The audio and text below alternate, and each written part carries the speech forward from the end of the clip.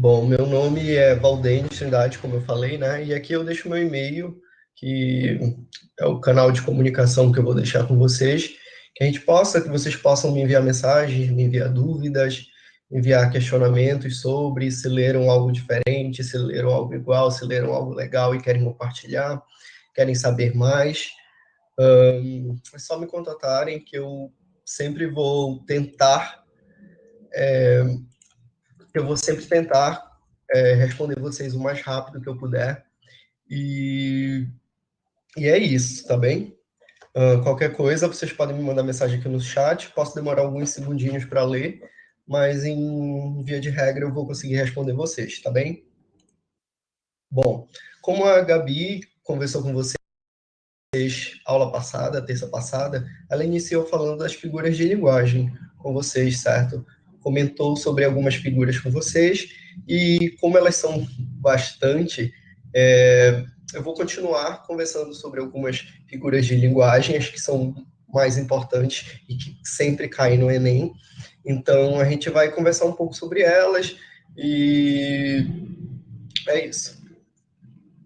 Bom, a primeira figura de linguagem que eu trago aqui para vocês é a elipse, que ela é basicamente uma figura de linguagem utilizada para omitir os termos de uma frase mas ele tem que ser de forma que seja facilmente subentendido, tá bem? A gente utiliza essa linguagem, essa figura de linguagem no nosso cotidiano de forma bem frequente. E também a gente utiliza bastante na nossa redação, no nosso texto, para não ficar uma coisa muito repetitiva, sabe? Uma coisa muito cansativa e que a gente tenha que falar de novo o mesmo termo e sempre.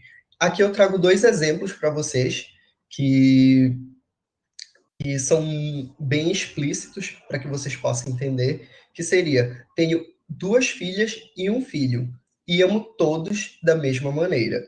Então, vocês conseguem me dizer o que está explícito aí, o que seria o termo oculto? Vocês conseguem me falar?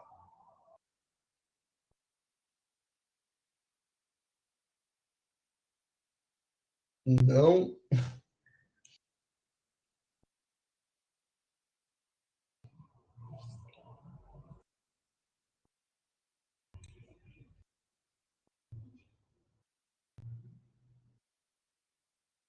Sim, basicamente o que estaria oculto aí seria o eu, certo? Seria eu tenho duas filhas.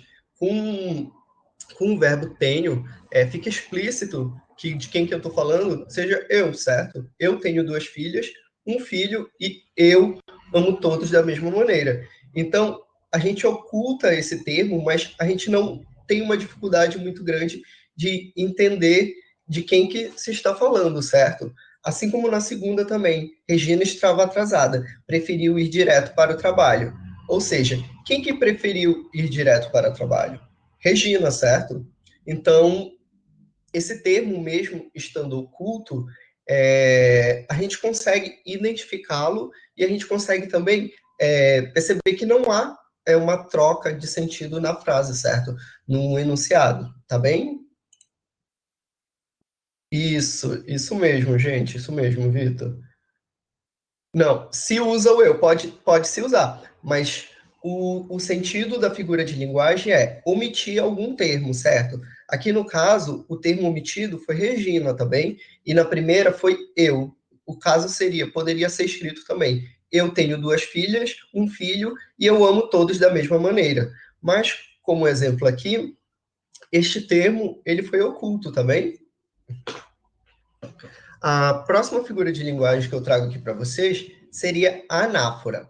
A anáfora ela nada mais do que é uma figura de linguagem que se caracteriza pela repetição da mesma palavra ou de uma construção qualquer no início de várias orações, de vários períodos ou até mesmo versos.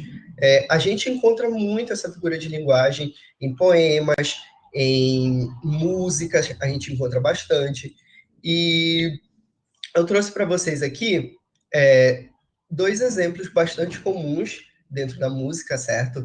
Que eu creio que seja de conhecimento de todos vocês, que seria a música de Águas de Março, do Tom Jobim, e A Primeira Vista, do Chico César, que seria que ele sempre começa, né? É pau, é pedra, é o fim do caminho, é um resto de toco, é um pouco sozinho, é um caco de vidro, é a vida, é o sol, é a noite, é a morte, é o laço, é o anzol. Então, como vocês podem ver aqui, sempre há a repetição do é em todos os versos, certo? Então, a anáfora, ela consiste nessa repetição de alguma palavra, de alguma expressão, até mesmo frases, que dão esse efeito em músicas, em poemas, é a maneira como o autor quer se expressar e a maneira como ele conseguiu se expressar dentro das suas melodias, certo? Aqui no segundo, a gente também pode observar a repetição do quando, certo? Quando não tinha nada, eu quis. Quando tinha ausência, esperei. Quando tinha frio, tremi. Quando tive coragem, liguei. Ou seja, também aqui a gente pode ver a figura de linguagem anáfora, que é a repetição de algum termo, de alguma palavra, ou de alguma expressão no início de cada oração ou sentença, tá bem?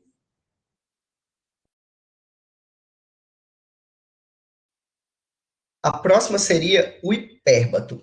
O hipérbato, ele é uma figura de linguagem que está bem presente na literatura, na música, e é usado muitas vezes para auxiliar a rima e a sonoridade dos versos, certo? Ele nada mais do que consiste na troca da ordem direta dos termos da frase ou de nomes e seus determinantes. Aqui, de uma maneira bem simples, que a gente pode elucidar, né, esta figura de linguagem, que seria ele estava. Essa seria feliz ele estava, desculpa. Então a gente consegue evidenciar que ele não está na ordem direta, certo? E aqui a gente pode ver nessa segunda parte que ele estava feliz. Essa seria a ordem direta dessa primeira frase. A gente também percebe no nosso hino nacional, certo? Que seria como? Ouviram do Ipiranga as margens plácidas de um povo heróico, brado e retumbante. Ele também está na forma indireta. Ele também podemos ver aqui o hiperbato, ok? E a forma direta dele seriam as margens plácidas do Ipiranga ouviram o brado retumbante de um povo heróico, tá bem? Alguma dúvida até aqui? A próxima figura de linguagem que eu trago para vocês também seria a aliteração. A aliteração consiste na repetição de fonemas consonantais, ok? É, Isso significa que os sons, eles geralmente eles ficam bem parecidos ou até mesmo iguais. E em geral, de forma geral, ele pode aparecer no início ou no meio da palavra, tá bem? A literação, ela produz um efeito sonoro bem interessante, ela marca um ritmo e sugere até mesmo alguns sons semelhantes às palavras que vão compor esse texto, tá bem? Aqui eu trouxe dois exemplos para vocês de de uma música do Seu Jorge e o outro seria um poema do Cruz e Souza, tá bem? Aqui no primeiro exemplo a gente pode ver, né, essa repetição do fonema consonantal. Minha amiga, minha mina, minha namorada, minha gata, minha sina do meu condomínio. Sempre tem essa repetição do M também. Aqui também a gente pode ver, ó, vozes veladas, veludosas vozes, volúpidos violões, vozes veladas, vagam nos velhos vórtices velozes, dos ventos vivos, vãs vulcanizadas.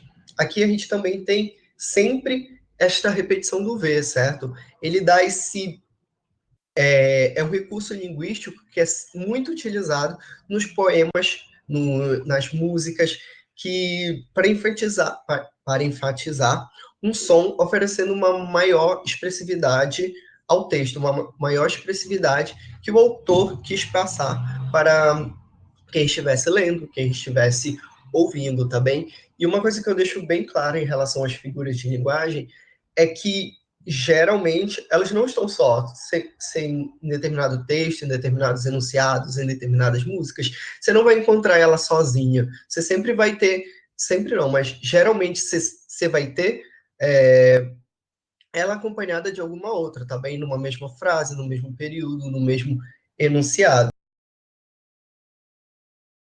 ok? A próxima seria a assonância. A assonância é uma figura de linguagem de som ou de harmonia que se caracteriza na repetição de fonemas vocálicos, ok? Ela é caracterizada pela repetição das vogais. Ela está ali de forma peculiar para dar essa enfatização na sonoridade dos textos, principalmente poético, tá bem? Aqui eu trouxe dois exemplos para vocês, que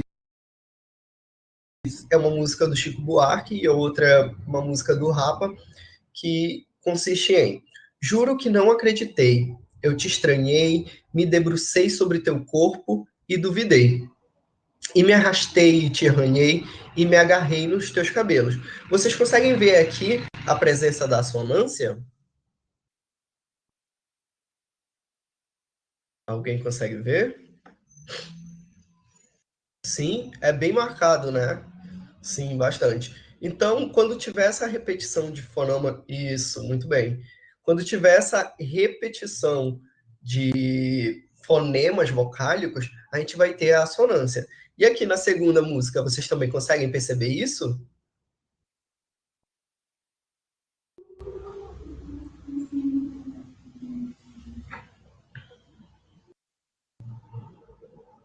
Exatamente. Então, vocês estão vendo que esse A, ele dá uma sonoridade diferente, certo? Ele sempre batendo, a minha alma tá armada e apontada para a cara, certo? Então, com essa repetição dessa vogal, a gente consegue ver que ele dá um efeito diferente no texto, certo? E no caso na música. A próxima figura de linguagem, que deve ser bastante conhecida de vocês, é a onomatopeia. Ela é uma figura de linguagem que consiste na utilização de uma palavra especial, digamos assim, para representar um som, um ruído, às vezes gritos, às vezes sons de animais, os sons da natureza, barulho de máquina, até mesmo o timbre da voz humana, e tudo que a gente possa representar através de palavras. Trouxe aqui para vocês alguns exemplos de onomatopeias, né, que estão sempre bem presentes, que é o tic-tac do relógio, certo? O af, quando a gente está com muito tédio ou está com raiva de alguma coisa. Tchum, que seria o som do mergulho, né, que a gente representa através das palavras. O seria o nosso cough-cough, né, que é o som da tosse, que a gente está bastante com medo agora em questão do vírus, né? Mas essa figura de linguagem seria a palavra ou o conjunto de palavras que vão representar um som ou um ruído. Então, é isso. Vocês têm alguma dúvida até aqui? Ou alguma coisa a acrescentar? Sim, está bem presente em música hit também. E muitas vezes elas são usadas até para dar aquele efeito, sabe? Meio chiclete, meio de para a gente conseguir cantar várias vezes e que seja de maneira bem satisfatória para a gente, digamos assim, né? Aqui eu trouxe para vocês um quadrinho aqui da Turma da Mônica, né? Só para ilustrar e vocês terem essa elucidação sobre a figura de linguagem e que ela está bem presente em gibis, em quadrinhos, em HQs, que aqui a gente pode ver a Mônica vendo o Cebolinha, certo? Sempre mexendo com ela, e o Paul. Aqui a gente já subentende do que esse Paul representou, certo? Foi uma porrada, digamos assim, que deixou o Cebolinha no farelo. E essa é a importância, esse é o uso dessa figura de linguagem, tá bem? Tá bem? Gente, vocês têm alguma dúvida acerca de figura de linguagem? Porque, como eu falei no começo da aula, a aula seria dividida em figuras de linguagem e funções da linguagem, certo? E a gente encerra aqui a nossa conversa sobre figura de linguagem, mas se vocês tiverem alguma dúvida, ou depois estiverem lendo ou vendo as aulas de novo, podem me mandar e-mail, tá? Podem mandar mensagem para a Gabriele também, e para mim, para quem vocês se sentirem à vontade e conversarem com a gente, perguntarem, professor, o que você acha disso? Eu vi isso e pensei isso. Podem entrar em contato sem dúvida também. Sem preocupação, tá bem? Quero todo mundo sem dúvida e arrasando no Enem, viu? Que ótimo, então.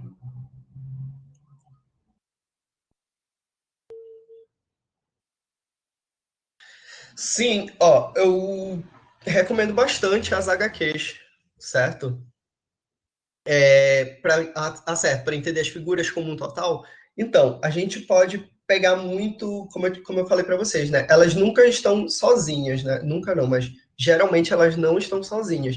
Então, é sempre bom a gente, para mim, quando eu estava aprendendo, pegar outros textos, sabe? Texto que tu gostas de ler e começar a perceber o que que tem de diferente, sabe? O que que, poxa, aqui eu consigo ver, sabe, a onomatopeia, aqui eu consigo ver ironia, pleonasmos, entende? Então eu acho muito importante, exatamente, nos livros, nos textos que tu já tens uma facilidade, sabe? Que tu já conheces, tu já tem uma leitura comum, sabe? Porque, gente, uma coisa assim da literatura é que ela está presente em tudo da nossa vida, certo? E às vezes a gente deixa ela um pouco de lado, ou a gente não consegue mesmo ver e fazer esse link. Mas o Enem é muito legal disso dele, é que ele traz a literatura em todas as disciplinas, certo? Já vi questões de física com literatura. Então, se a gente sabe interpretar. Se a gente sabe ler, a gente com certeza pode tirar o melhor proveito de tudo isso, sabe? Então a literatura nada mais é do que a representação do homem, sabe? A representação do nosso pensamento, a representação através das músicas, da pintura, dos textos, das poesias de cada período, sabe? Então a literatura está presente em tudo que se possa saber. Então, se tu conhece já o conceito de determinadas no caso das figuras de linguagem, tu consegues aplicar isso a qualquer texto que tu fores ler, tá bem?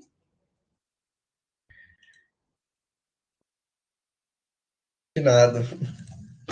Então, gente, a gente vai falar agora um pouquinho sobre as funções da linguagem. Queria perguntar antes se alguém já teve algum contato no ensino médio, no terceiro ano, já ouviu alguém falar sobre funções da linguagem?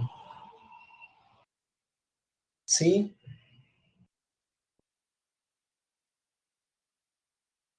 Ah, que massa, que bom.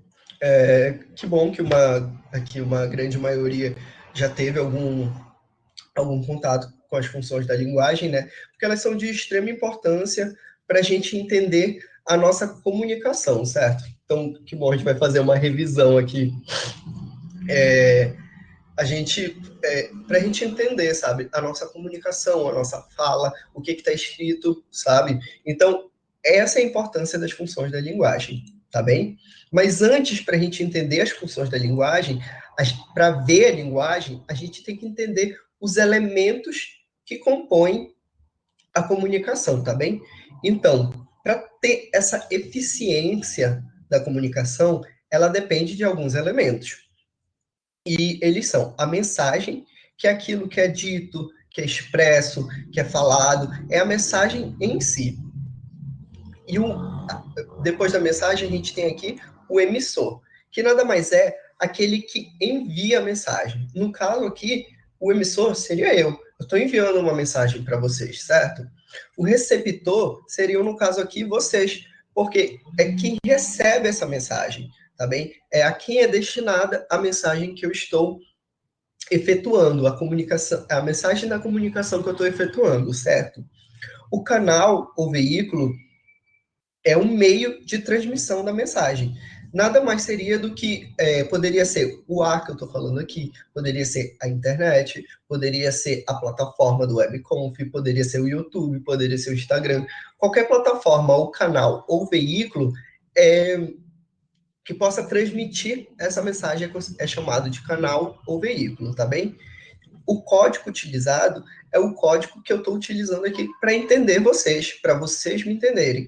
No caso aqui seria a língua portuguesa, certo? Mas assim que a gente poderia ter outros códigos, falar com língua de sinais, a língua do peito, sei lá, com olhares, isso também poderiam ser diferentes códigos que a gente utiliza na nossa mensagem.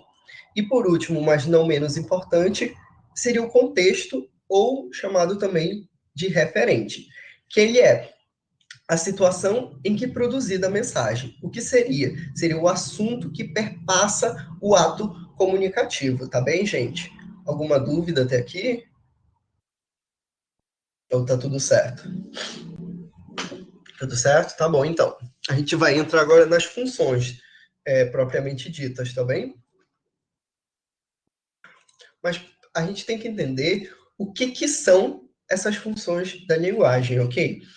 As funções da linguagem são as formas de utilização da linguagem segundo a intenção do falante, certo? Seria a forma como cada indivíduo se expressa de acordo com o texto que ele quer e para quem ele quer mandar esse texto. Sim, ela vai estar disponível depois no YouTube, tá bem, Eduarda? E para quem ele quer mandar esse texto, certo? Não só um texto, mas pode ser a fala, pode ser diversos atos comunicativos, tá bem? São as formas de utilização da linguagem segundo a intenção do falante. Como eu falei das figuras de linguagem, nas funções da linguagem também acontecem isso. Porque acontecem isso, apesar de ter uma função que ela vai predominar, digamos assim, o gênero do discurso, que vai predominar na fala, vai predominar em algum local que a gente vai se expressar, alguma pode se sobressair sobre a outra, certo? E aqui a gente tem 6 tipos de funções, ok? Que seriam a função fática, a função apelativa, a função referencial, a função poética e a função metalinguística. Aqui, só vendo pelos nomes, queria saber se vocês têm alguma ideia do que possa ser cada função, do que possa falar. Vocês têm alguma ideia sobre? Ou vocês lembram de alguma coisa sobre que foi falado, que foi comentado, que vocês têm em mente?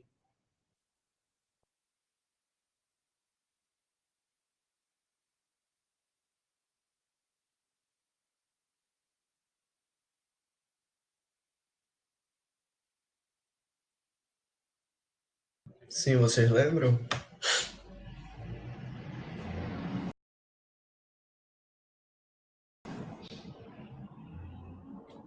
Que bom, então. Então, aqui a gente vai começar com a nossa primeira função, que seria a função expressiva, ou chamada também de função emotiva. E vocês têm que ter em mente assim, ó, de acordo com os elementos da comunicação, uma função ela pode estar mais ela pode ter como importância, digamos assim, um desses elementos da comunicação, certo? E aqui, no caso da função emotiva ou expressiva, a ênfase ela seria no emissor, em quem produz. Ou seja, ela tem a ver com quem está falando a mensagem. Ou seja, a função emotiva ou expressiva tem a ver com o emissor, com quem está falando, certo? Ela vai apresentar as emoções, ela vai estar centrada nas opiniões, nos sentimentos do emissor, sendo um texto completamente subjetivo e pessoal.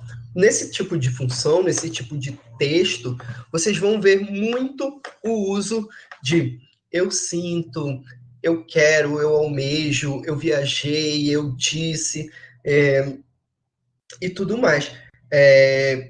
Alguns exemplos de onde vocês possam encontrar esse tipo de gênero, não é uma regra, mas geralmente onde vocês possam encontrar são em diários, em relatos pessoais, em blogs, em relato de viagem, em entrevistas, em narrativas memorialísticas. Desculpa, gente. Numa crítica subjetiva, pode ser até teatral ou cinematográfica, em textos poéticos. Ou seja, a função emotiva ou função expressiva, quando vocês identificarem que o enfoque dela, a ênfase dessa função é o emissor, é em quem produz. Tá bem? Alguma dúvida, gente? Não? Então vamos seguindo. A próxima função seria a função fática. Essa função, ela ocorre quando o canal é o foco de construção do texto, certo? Quando vocês identificarem que é o canal que é o foco de construção do texto, do texto, da fala, que está sendo uma bibliografia, até poderia ser, se fosse, por exemplo, eu fazendo uma bibliografia sobre mim mesmo, entendeu? Óbvio que é sobre alguém, mas, sabe? Como se eu estivesse escrevendo, como se fosse um diário, entende? Eu relatando, eu comentando, tendo a minha visão sobre tudo, e não sobre alguém escrevendo sobre mim, tá bem? Tá bem, Ellen? Conseguiu entender?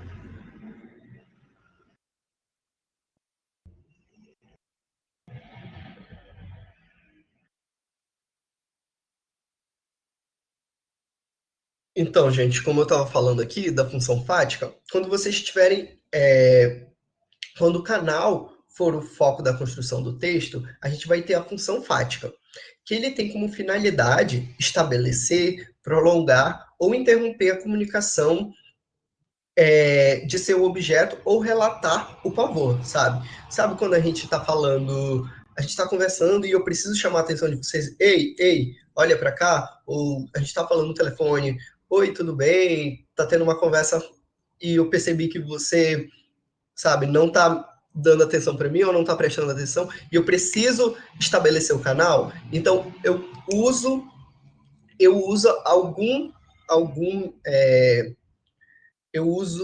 assunto, alguma coisa que possa trazer de novo, que eu possa grudar a tua atenção na mensagem que eu estou dando a você, sabe? É estabelecer o canal novamente. E como exemplo disso, a gente tem muito exemplo em piadas, na publicidade, em bilhetes, em bate-papos virtuais. Quem lembra do Message do MSN, né? Que fazia a tremidinha no bate-papo, sabe? Então, a função fática é estabelecer o diálogo, é chamar a atenção do receptor, tá bem? Alguma dúvida? Não? Então vamos continuar. A próxima função, a próxima função é a função apelativa, conativa ou imperativa. Essa função ela é bem voltada para o receptor, certo? Para aquele que recebe a mensagem. Ela vai sempre ter um tom meio mandão, imperativo, e ela é muito, muito encontrada em propagandas, em publicidades, nos discursos políticos também, ou até mesmo de autoridade. Ela precisa, ela precisa estabelecer esta forma num tom imperativo para que aconteça. Também está presente em sermões, em palestras, em pregações e tudo mais, tá bem, gente? E como eu falei, ela tem ênfase no receptor. Essa função, ela influencia o receptor, ou a pessoa que é destinada a essa mensagem, e tem como intenção convencê-la de algo ou dar a ordem de alguma coisa, tá bem, gente? Apelativa seria aquela que, quando tu, seria aquela que quer influenciar o receptor, tá bem? Ela geralmente pode ser bem direta, mas às vezes pode ser um pouco subjetiva. Mas se tu entenderes que ela tá tendo como foco o receptor, que ela tá tendo foco como dar ordens, aí a gente entra a, a, a função apelativa, tá bem? A gente tinha uma propaganda bem famosa alguns anos atrás, que era sobre o batom, aquele chocolatinho, sabe? Que dizia compre batom, compre batom. Então a gente pode ver aqui, bem exemplificado, assim, a função apelativa, que também pode ser chamada de conativa ou imperativa, tá bem? E como exemplo aqui eu trouxe que elas podem estar presentes em propagandas, em publicidade e tudo mais, ok? A próxima que a gente vai ter aqui seria a função referencial. A função referencial, ela tem como, como, como cerne, digamos assim, o referente, o contexto, o assunto, é o objeto de importância dessa função, tá bem? ela sim seria bem direta, bem objetiva, com ênfase na informação e, teoricamente, ela tinha que ter uma visão universal de todas as coisas, ok? O referente é o objeto ou a situação de que a mensagem trata, ok? É o assunto. E essa função privilegia justamente o referente da mensagem, buscando sempre transmitir informações objetivas sobre ele, ok?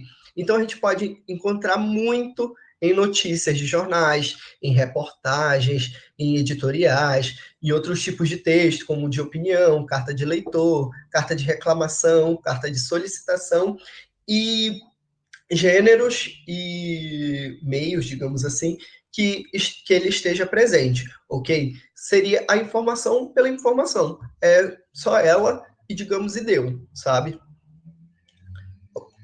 Aqui a gente vai tratar um pouco sobre a função poética também, que é aquela que se centra sobre a mensagem, tá bem? Ela tem como evidência, ela também é chamada de função estética, ok? Porque ela tem como evidência a forma da mensagem, ok? Ela não se importa muito, digamos assim, em que o que é a mensagem, o que você está falando da mensagem, tá bem? Ela se importa muito com a estética dela, a forma que ela está apresentada, a forma como ela vai ser colocada, tá bem? Com que ela, como diz aqui, ó, ela se preocupa com dizer, mais com o dizer do que com o dizer. Como dizer do que com o dizer, tá bem? Ela evidencia sempre que vocês verem, principalmente em cordéis, em letra de música, em poemas, essa função, ela trata basicamente da estética, tá bem? E a última função que a gente tem aqui, dentre as seis, é a função metalinguística. É, é a caracterização pela preocupação com o código, ok? Ela tem essa preocupação com o código, quando você tem a linguagem, ela pode ser definida como uma linguagem que fala dela própria, certo? Como descrever o ato de falar ou escrever, entende? Programas de TV que falam sobre a própria TV ou que falam sobre a própria mídia, tá bem? Peças de teatro que falam sobre teatro. A linguagem, o código, ele se torna objeto de análise do próprio texto, ok? E, basicamente, a função metalinguística ocorre quando o emissor explica um código usando o próprio código. E isso vai estar muito presente no dicionário, certo? É um código explicando o código. Então, bem elucidativo. E aqui eu trouxe de exemplo como verbete de dicionário, em poemas falando sobre poemas, roteiros, romances, sinopses, resenha ou até mesmo resumo. E os gêneros que, que podem contar com a função metalinguística são esses aqui, tá bem? E eu deixo aqui como mensagem o fato de que essas funções, elas geralmente não estão sozinhas, tá bem? Num texto, num enunciado, num meio, tá bem? Ela sempre vai ter, sempre não, mas geralmente ela vai estar acompanhada. Mas o foco é você entender o que é importante para o texto, sabe? O que está sendo importante naquele gênero, o que está sendo explicitado, qual a intencionalidade discursiva e o meio em que ele está circulando, sabe? Isso, você consegue ver a importância que ele está dando a determinado elemento da comunicação, dentre os seis, certo? Então, a função metalinguística trata especificamente do código, tá bem? Alguma dúvida, gente?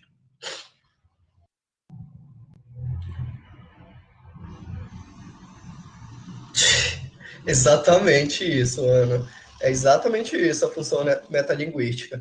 É usar o próprio meio para explicar o meio, entende? Então, a preocupação da metalinguística, bom exemplo, a preocupação da metalinguística é é explicar o próprio código. Ok, gente? Alguma dúvida até aqui? Alguma coisa que vocês queiram acrescentar? Alguma coisa que vocês queiram falar? Ou tá tudo certo? Tá de boa? Então, gente, eu quero agradecer muito a vocês, tá bem? Nossa aula foi curtinha, porque a gente conseguiu terminar bem, a gente conseguiu falar sobre o que faltava das figuras de linguagem, ok? E conseguimos também falar sobre as funções da linguagem, que são compostas pelos elementos da comunicação e pelas 6 funções da linguagem, ok? Quero agradecer muito a oportunidade que vocês estão me dando e aqui os canais do cursinho, né, do desafio, que vocês possam usar para entrar em contato com a gente. E espero que vocês tenham gostado e desculpa qualquer coisa. E é isso, tá bem? Muito obrigado, tá?